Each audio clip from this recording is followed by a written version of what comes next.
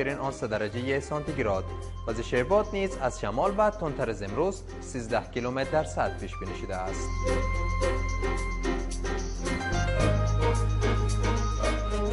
امروز آسمان ولایت بادغیس نیمه آفتابی، بلندترین درجه حرارت 22 و همچنان پایین‌ترین آن 4 درجه سانتیگراد.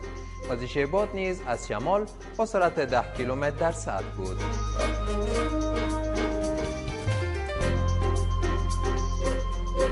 فردا آسمان بادغیس نیمه آفتابی، بلندترین درجه حرارت 21 و پایین‌ترین آن 2 درجه سانتیگراد.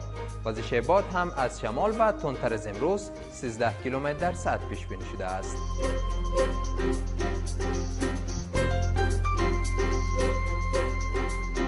امروز آسمان ولایت غور نیمه آفتابی، بلندترین درجه حرارت 6 و پایین‌ترین آن منفی 6 درجه سانتیگراد. وزش باد نیز از جنوب با سرعت 8 کیلومتر در ساعت بود.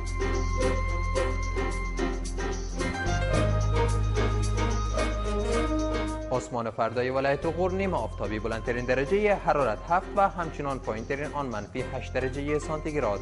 وزش باد نیز از شرق با سرعت ثابت 7 کیلومتر در ساعت پیش بینی شده است.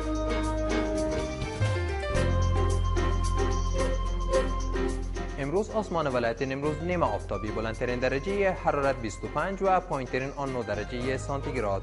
وزش باد هم از شمال با سرعت 9 کیلومتر در ساعت بود. و فردا آسمان ولایت نیمروز نیمه آفتابی، بلندترین درجه حرارت 26 و پایین‌ترین آن 4 درجه سانتیگراد. وزش باد نیز از شمال و تندتر از امروز 17 کیلومتر در ساعت پیش بینی شده است.